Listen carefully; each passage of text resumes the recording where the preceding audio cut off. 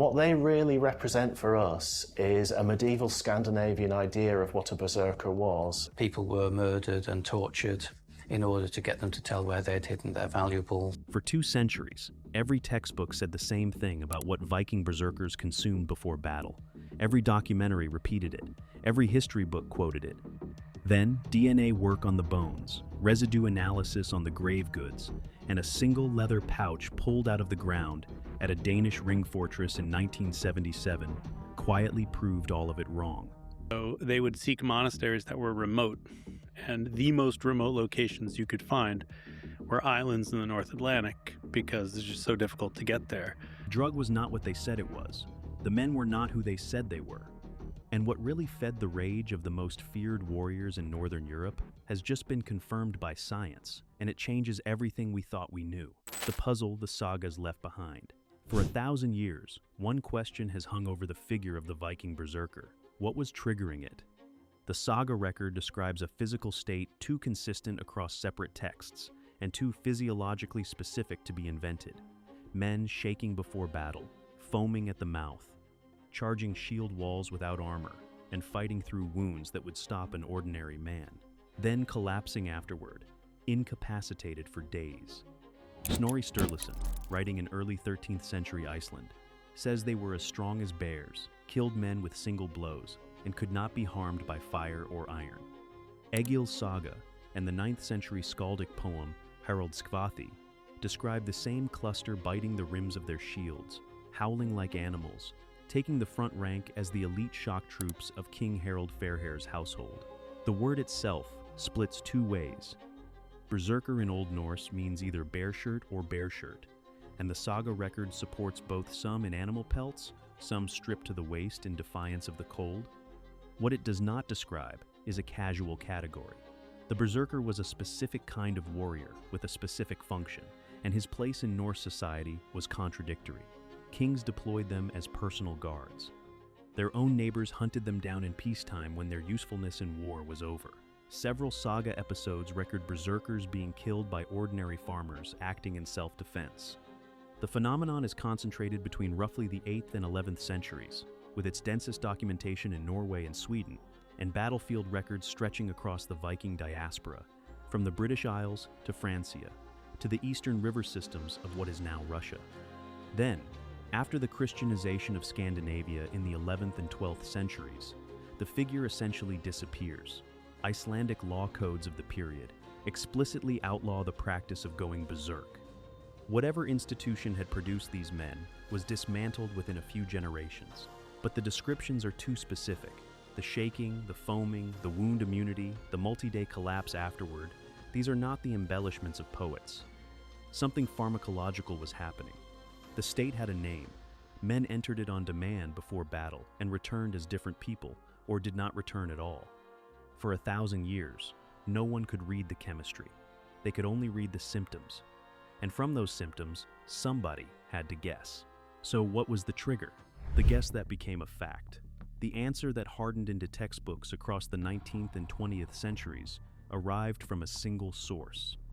In 1784, a Swedish theologian named Samuel Oedman published a short paper proposing that the berserker rage was caused by Amanita muscaria, the iconic red-capped, white-spotted toadstool, the fly agaric, the mushroom that grows across the boreal forests of the northern hemisphere. Here's the thing.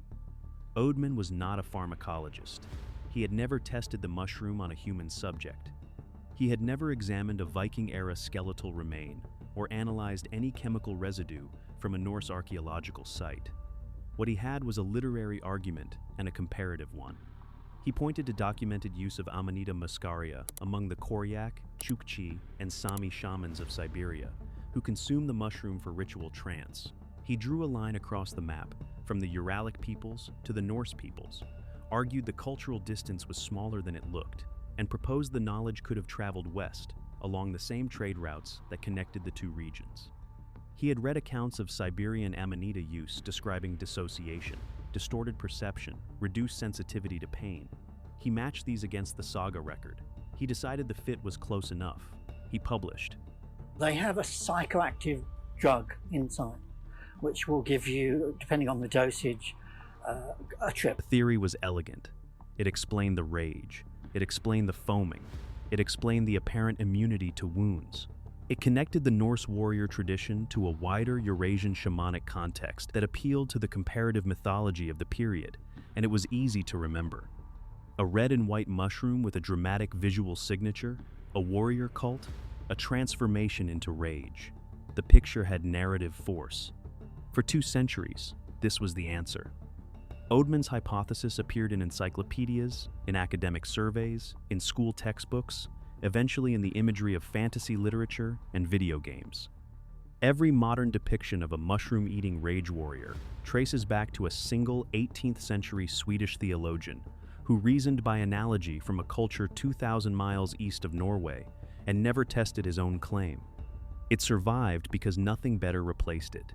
There was no chemical residue analysis of Viking-era ceramics, no systematic forensic toxicology of skeletal remains, no archaeobotany capable of identifying plant material in burial contexts at the level of detail that would later become routine. In the absence of evidence, an elegant guess from 1784 held its ground simply by being there first. It was, in the most literal sense, a guess that had hardened into fact through repetition. By the late 20th century, it was difficult to find a popular account of the Vikings that did not name Amanita muscaria as the chemical engine of the Berserker phenomenon. The hypothesis had become so embedded in the cultural memory of the Viking Age that questioning it felt like questioning the Vikings themselves. But here's the catch.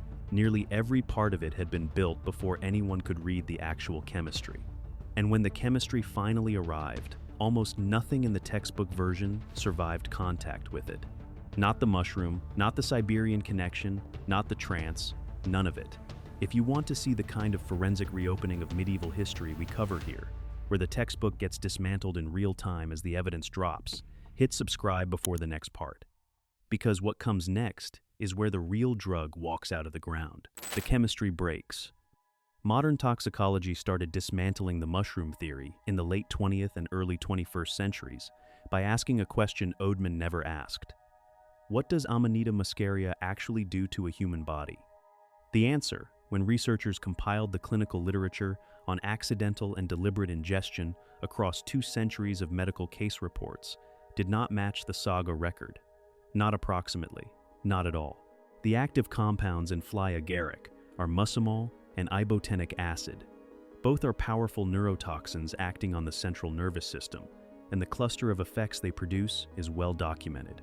Sedation, nausea, vomiting, profuse sweating, ataxia, the loss of muscle coordination, confusion, slurred speech, in significant doses, unconsciousness. That is the entire profile. Now read it back against the saga record and notice what is missing. The mushroom is a depressant. It is not a stimulant.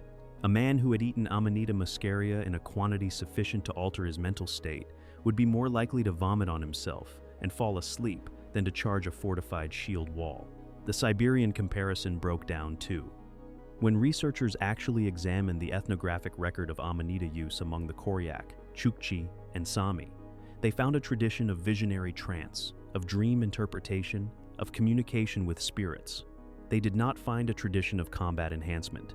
The shamans who consumed the mushroom did so in stillness, lying down in a yurt or a tent while attendants watched over their bodies for hours. They did not pick up axes and charge into battle afterward.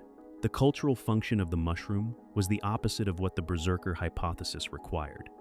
So the saga record describes warriors with dramatically increased physical capacity, fighting through wounds, maintaining coordinated combat performance for the duration of an engagement, then collapsing afterward.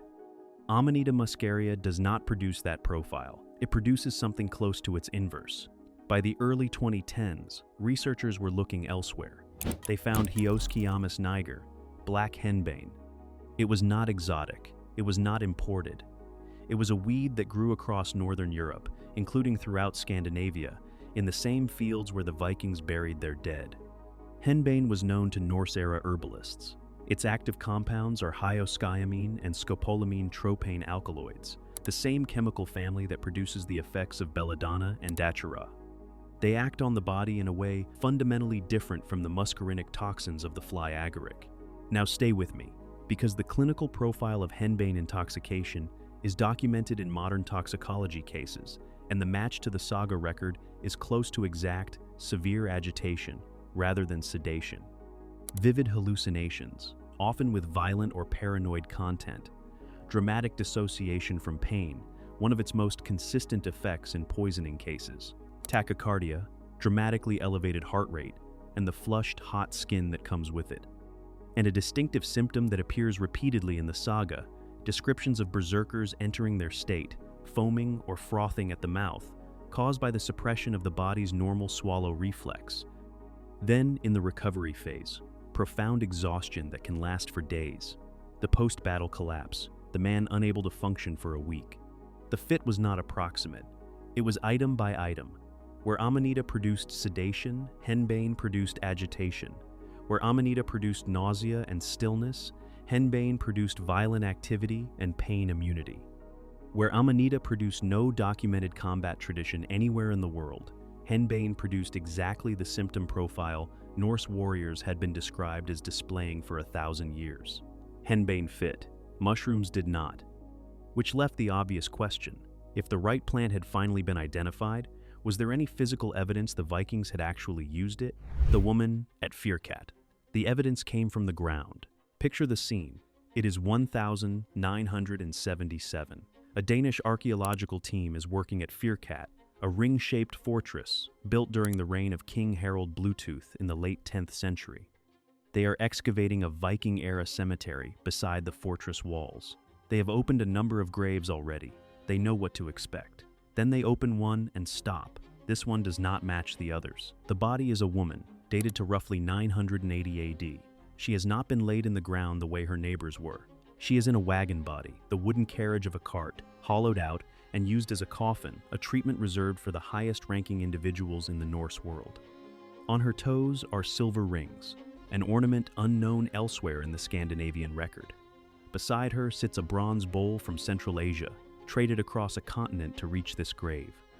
At her side is a metal wand of the kind associated in saga literature with ritual specialists. Whoever she was not an ordinary 10th century Dane. The grave goods are saying that loudly, before anyone has even cataloged the smaller items. And then, near her hip, the leather pouch. When the excavators open it on the work table, several hundred small black seeds spill across the surface. No one in the room knows yet what they are. They could be anything. The seeds get sent off for identification. They come back as Hyoscyamus niger, black henbane, the plant the toxicologist had been looking for, sitting in a sealed pouch beside the hip of a woman buried with the regalia of a religious specialist 1,000 years earlier. The find established what the saga record had only implied. Henbane was being deliberately collected, processed, stored in a sealed container, and buried with a person whose other grave goods marked her as a ritual practitioner. The Firkat woman has since been identified by most researchers as a Velva, a Norse seeress, the category of ritual specialist, documented in Eddic poetry as women who traveled between communities performing ceremonies, interpreting visions, and administering substances that altered the mental states of those who consumed them. 1,000 years before any of this, somebody buried her with the tools of her trade: the wagon body, the wand, the bowl, the pouch of seeds. They wanted her to keep them. She was not the only one. Subsequent excavations across Scandinavia have produced henbane seeds in contexts associated with warrior burials, ritual deposits, and high-status graves dating across the Viking Age. The plant was being grown, harvested, and curated within Norse society. The contexts are consistently ritual rather than domestic. This was not a kitchen herb. It was a controlled substance, handled by specialists, deployed for specific purposes. And the symptoms line up across every category.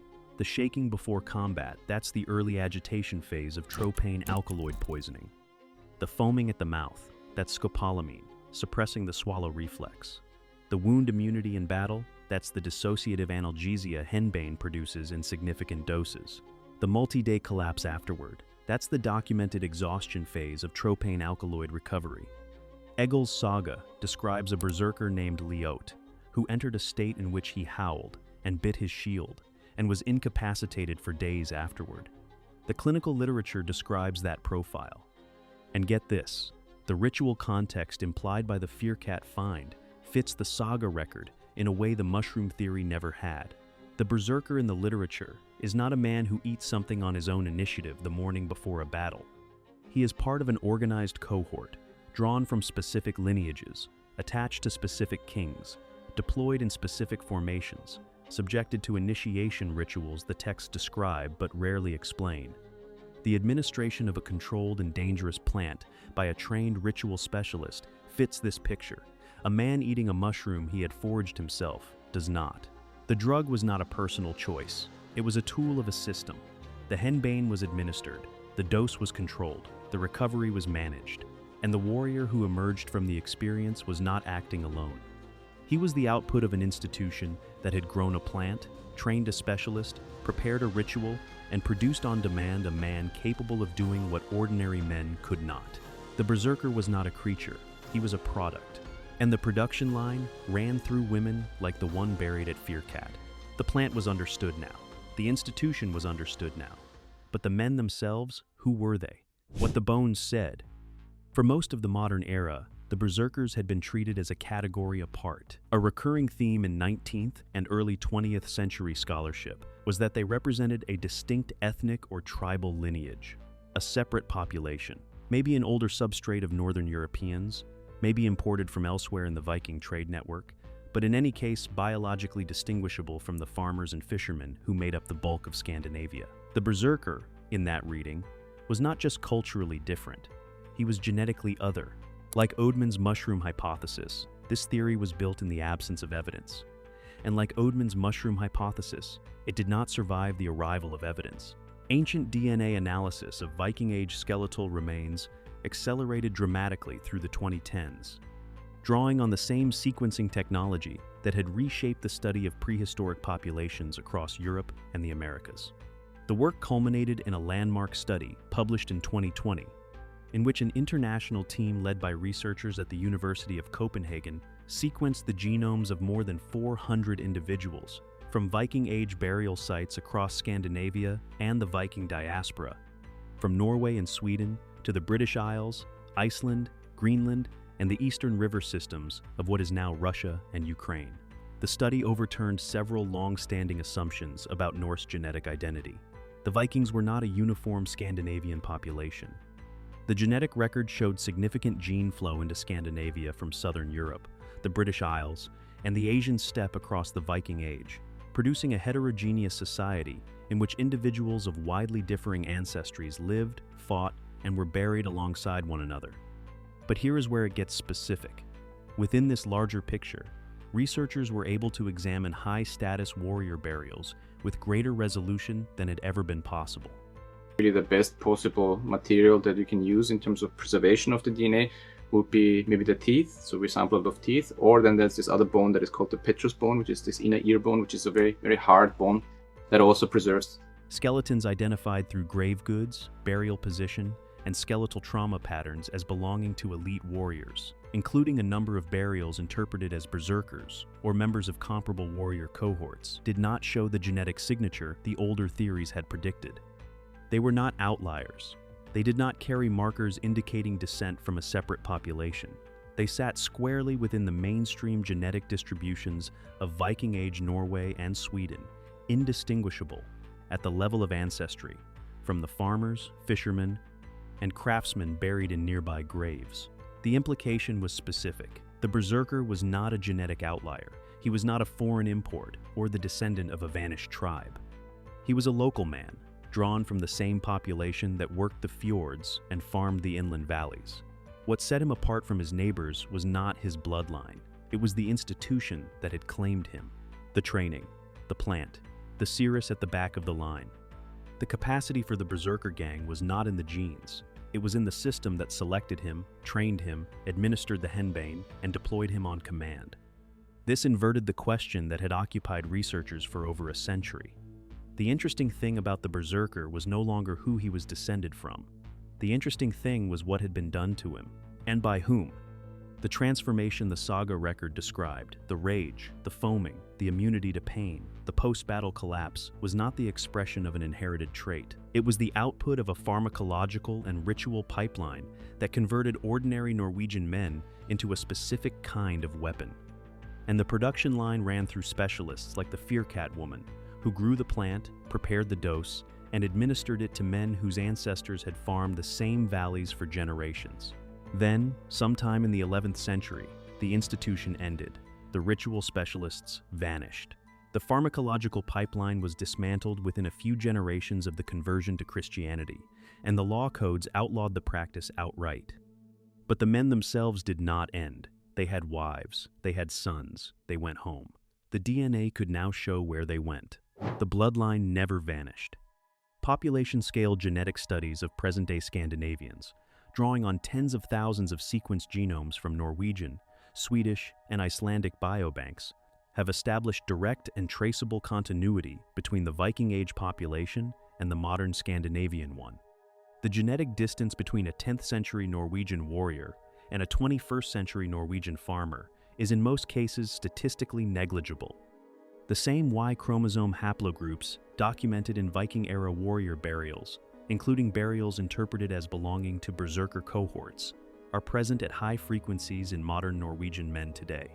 Specific lineages traced through ancient DNA have been matched to living descendants in the same geographic regions where the original burials were excavated.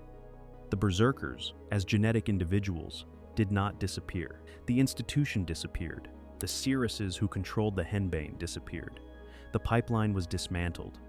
But the men themselves had fathered children before the institution ended, and during the centuries it operated, those children fathered children. The chain has not been broken in the 1,000 years since the last documented berserker laid down his axe. In popular history, in fantasy literature, in film and television, the berserker is treated as a vanished archetype, a creature of saga and legend, extinct with the end of the Viking Age. The figure has the same narrative shape as the Anasazi of the American Southwest, or the Bronze Age cultures of the Mediterranean, a people whose disappearance is the central fact of the story. But the DNA tells a different story. The disappearance never happened. What ended was not a population, it was a practice. This distinction matters, and it is worth stating carefully. The persistence of berserker ancestry in modern Norway is not a claim that modern Norwegians carry some hereditary capacity for rage, or that the descendants of berserkers are biologically different from their neighbors. The berserker gang was a cultural and pharmacological phenomenon. It required the plant, it required the specialist, it required the ritual context, it required the social institution that organized all three. None of that is encoded in DNA. What is encoded in DNA is ancestry, a record of who fathered whom, not of what they did for a living. The berserker bloodline is not a monster's bloodline. It is simply a Norwegian one. The figure of the berserker, as a category of person, was never separate from the broader Norwegian population in the first place. He was drawn from it, transformed by it, and reabsorbed into it when the institution that defined him was abolished. The men who survived the institution settled into the same villages and farmed the same valleys as everyone else. They married, they had children. The genetic signal of their lineages flowed back into the population from which they had been recruited. The men buried at Firkat, and the warriors buried at the other sites where the henbane and the warrior remains have been found, are in genetic terms the direct ancestors of the population that lives in modern Norway today. There is no separate berserker descent line that survived alongside the mainstream. There is only the mainstream itself, which absorbed them. Which means, if you know where to look, you can still find them. They are not buried in the past. They are walking around in the present. You just have to know what you are looking at, the valley and the chromosome. So picture this. A modern Norwegian farmer walks the same valley his ancestors raided from. The fjord is the same. The light is the same. The shape of the hills has not moved. In the hedgerows along the field's edge, black henbane is still growing wild. The way it has grown across northern Europe since before the Viking Age, the same plant the Firkat woman pressed into a leather pouch 1,000 years ago. Ignored now, unrecognized for what it once was, the farmer steps past it without looking down. Inside that farmer, the Y chromosome that has not changed in 1,000 years is still being passed forward. Same haplogroup, same lineage, different life. The mushroom story, repeated for 2 centuries on the strength of an 18th century guess, was wrong. The drug was henbane, grown and stored and administered by trained ritual specialists, like the woman buried at Firkat with several hundred seeds in a leather pouch beside her hip. The Berserkers themselves were not a separate people, not a foreign elite, not a vanished tribe. They were ordinary Norwegian men, transformed by an institution that no longer exists, whose descendants live in the same valleys their ancestors raided from. The real surprise of the Berserker story is not the drug. It is the disappearance, and the fact that the disappearance never actually happened. The institution ended. The men did not. The only thing that ever vanished was the system that made them. If the textbook story of one of the most iconic warrior cults in history was wrong for 2 centuries, what else from the Viking Age is sitting in popular memory, waiting for a sequencer or a residue analysis to overturn it? Drop your guess in the comments, and if you want to see those overturnings as they happen, the channel is built around exactly that, so subscribe before the next one drops.